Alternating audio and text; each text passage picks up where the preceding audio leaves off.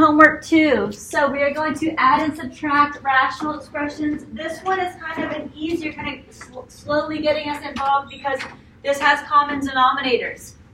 So last section we talked about simplifying, we talked about multiplying, we talked about dividing rational expressions.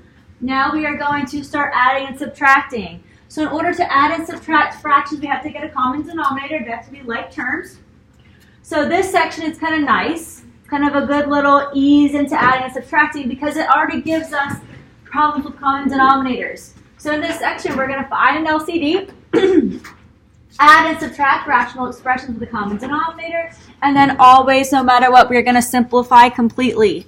So going back, just like we did on the last section, we are going to do a fraction review. So going back to old school fractions, like we did way back when in elementary school. So when you add 3/5 plus 1/5, are these like terms? Yes. Yes, they're fifths. So if I have 3 of them plus 1 more of them, how many fifths do I have total? 4 fifths. Can 4 fifths be simplified? Is there any factors on the top and factors on the bottom I can cancel out? No. Nope. So 4 fifths is our final answer. So you want to try 0.5? So 4 fifths is our final answer. So they have common denominator, so they are like terms.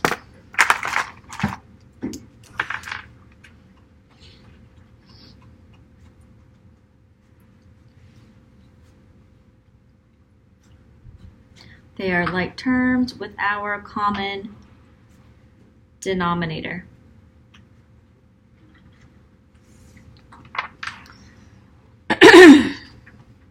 Same concept with subtracting. If we have 7 ninths minus 4 ninths, for 1, are these like terms? Yes, they have common denominators. They are like terms. So if I have 4 ninths and I'm subtracting 7 ninths, how many ninths do I have left over? 3 ninths. 3 ninths. I think you get 1/3. And then what factor does 3 and 9 have in common that we can cancel out?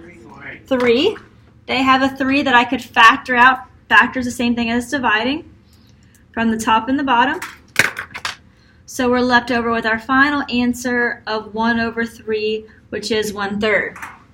So that's our little fraction review. Remember that our answer must always be in simplified form.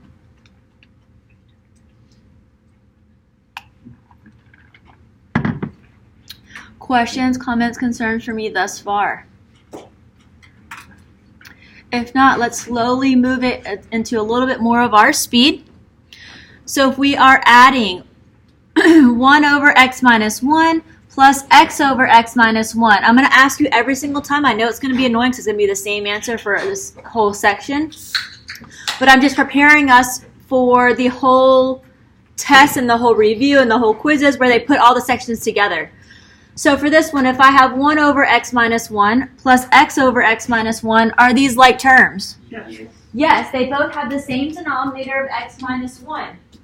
So just like we did on the previous problems, we can combine them together with the same denominator. 1 plus x over x minus 1.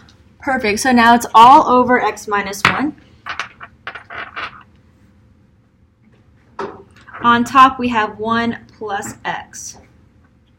Can we rewrite that, or does it matter? And then you can divide it out. One second.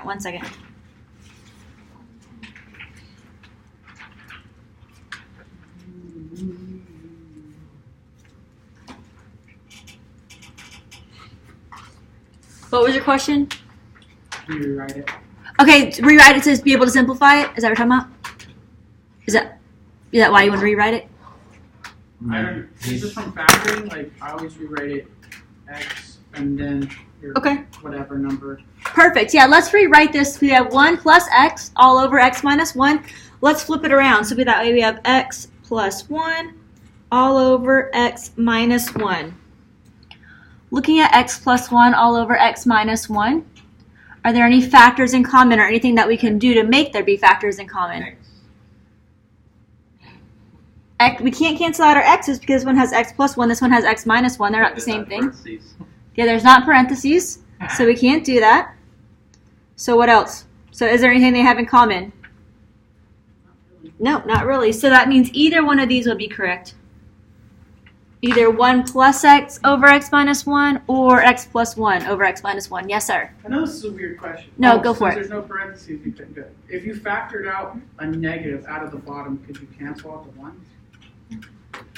So if you factor out a negative from the bottom.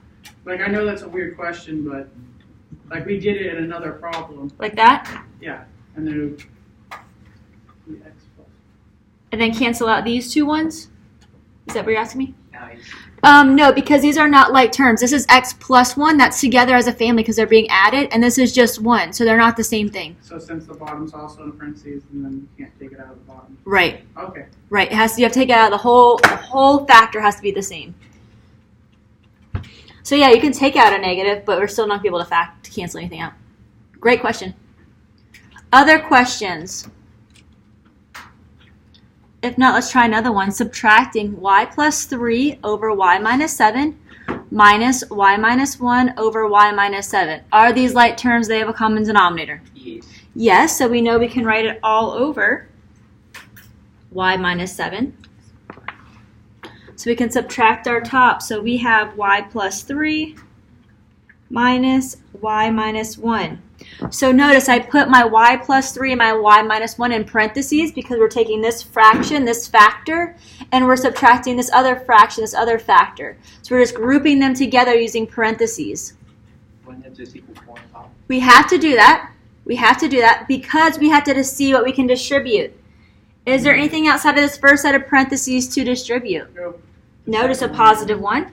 So it's going to be left with y plus 3. Is there anything outside of the second set of parentheses to distribute?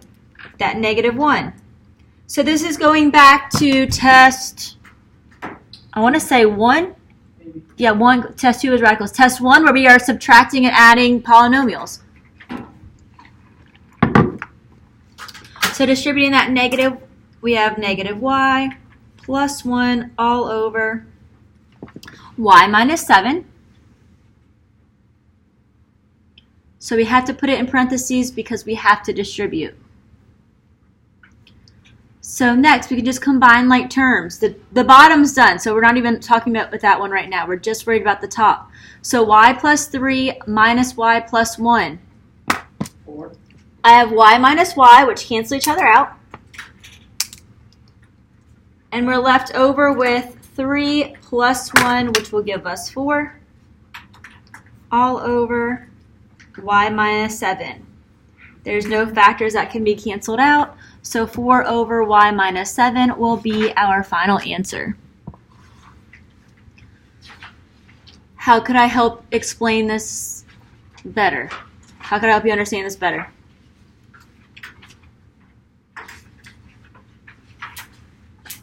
If not, let's look at another example. So next page.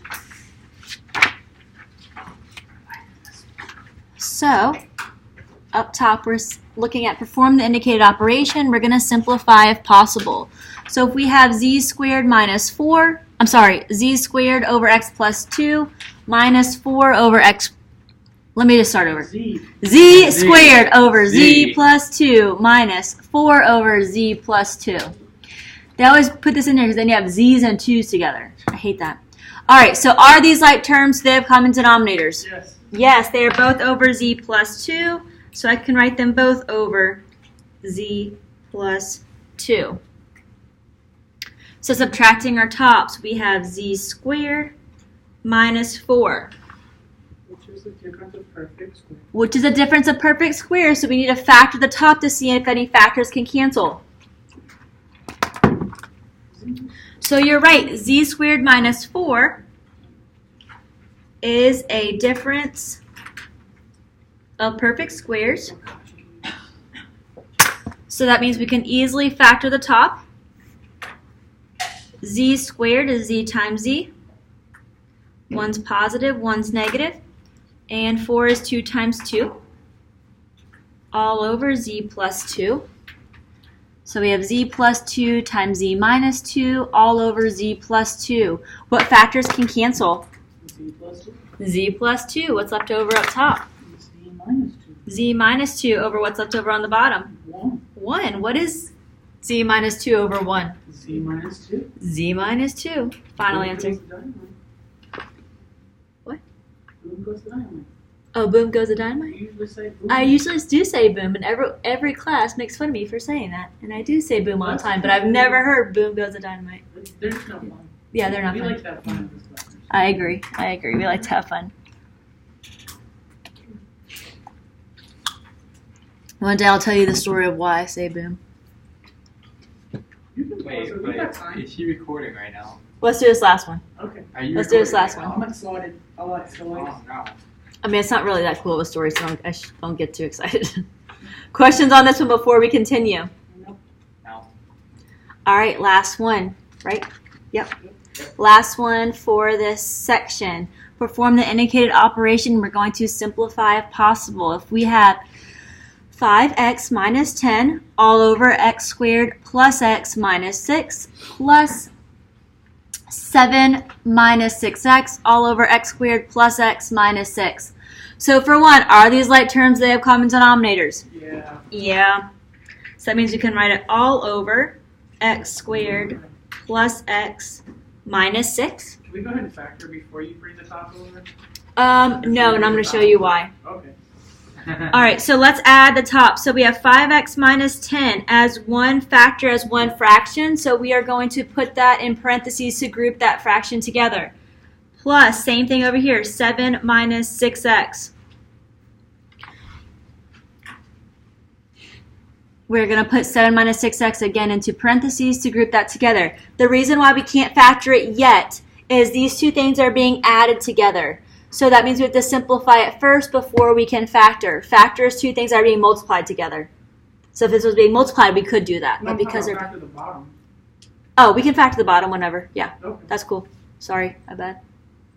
All right, so looking at the top, 5x minus 10, what's out front of that set of parentheses to distribute? Positive 1, so we're left with 5x minus 10.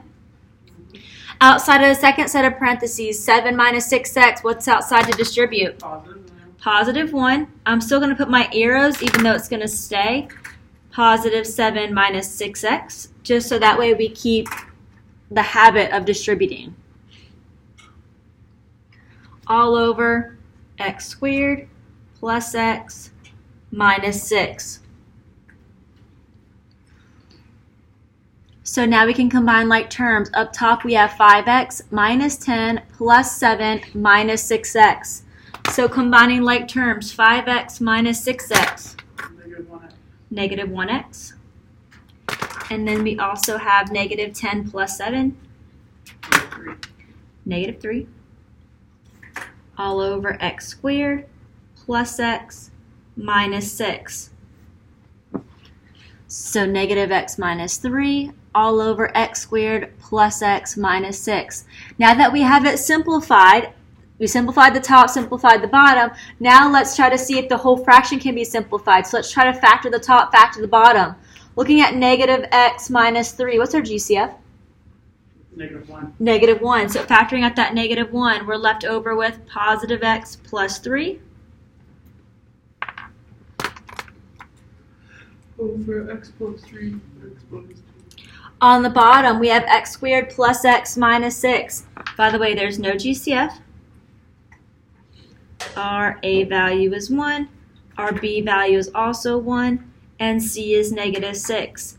So two numbers that we can multiply together to give us A times C, which is negative 6. And the same two numbers that could be added together to give us B, which is positive 1. 3 and negative 2. 3 and negative 2, thank you. You're welcome. 3 times negative 2 is negative 6. 3 plus negative 2 is positive 1. Because A is 1, we can go straight to our factors of x plus 3 times x minus 2. So again, just to reiterate, this stuff should be stuff that's old news. We should be rolling through this like it's nothing. If you're not rolling through it like it's nothing, you need to be. So you need to do what it takes to get your grade and your skills where they need to be.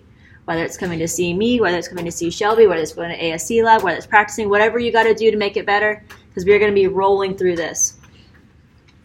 So on the bottom, we factored x squared plus x minus 6 into x plus 3 times x minus 2. My favorite part. Cancellation. Cancelization. What factors can cancel lies? I don't think cancel out is a word, but I just made it a word. So x plus 3 cancels out. Up top, we're left over with -1. On the bottom, we're left over with x minus 2. Boom goes the dynamite, we're done.